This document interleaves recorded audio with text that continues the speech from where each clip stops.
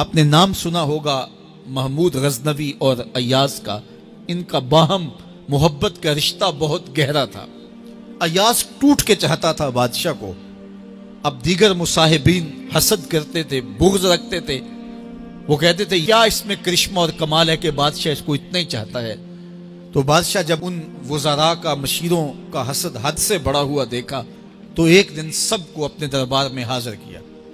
دربار میں ایک تالاب تھا، تو اس میں مٹھی بھر کے موتیوں کی پھینک دی اور ایک ایک وزیر کو کہا کہ یہ موتی نکال کے لاؤ، اور یہ خیال کرنا کہ تمہارا لباس بھی، تمہارا بدن بھی نہیں بھیگنا چاہیے۔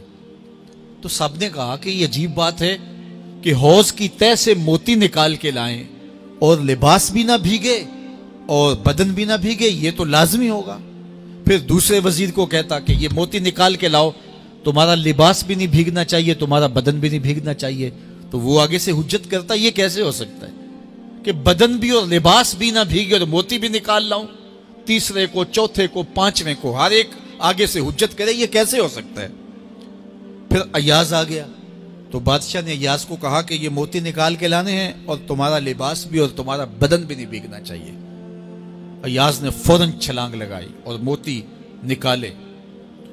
جب باہر نکلا تو بدن اور لباس پانی سے نچڑ رہا تھا، تو ایسے موتی بادشاہ کو پیش کیے اور بدن کپ کپا رہا تھا۔ تو بادشاہ بڑے غصے سے کہا کہ ایاز، تمہارا بدن بھیگ گیا، تمہارے کپڑے بھی بھیگ گئے، میں نے کہا تھا لباس بھی نہیں بھیگنا چاہیے، کپڑے بھی نہیں بھیگنے چاہیے۔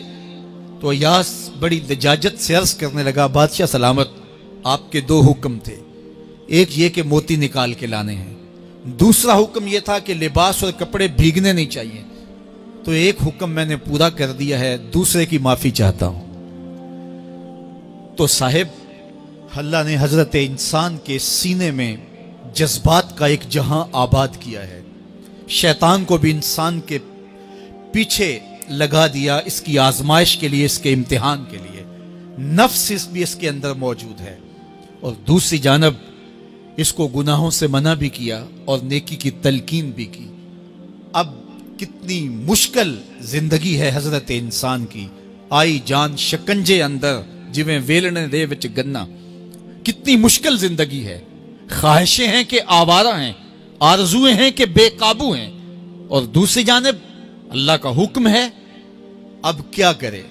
تو گناہ کرنے کے بعد پھر اللہ کے حضور توبہ کر لے، جو ممکن ہو وہ نیکی کرے، اور گناہ سے مقدور بر بچنے کی کوشش کرے، لیکن بشری تقاضوں کے تحت اگر اس سے گناہ کبھی سرزد ہو جائے تو اس پر اکڑے نہ اور اس پہ مصر نہ رہے، اس پہ اصرار نہ کرے، بلکہ فوراً اللہ کے حضور توبہ کرے۔ گناہ کرنے کے بعد بندہ جب توبہ کرتا ہے، التائب من الذنب کمن لا ذنب لہ، تو وہ ایسے ہوتا ہے جس طرح اس نے گناہ کیا ہوا ہی نہیں۔ بندہ 100 بار گناہ کر کے توبہ کرے، اللہ 100 بار معاف فرما دیتا۔ وہ کریم ہے، 70 ماؤں سے زیادہ پیار کرتا ہے۔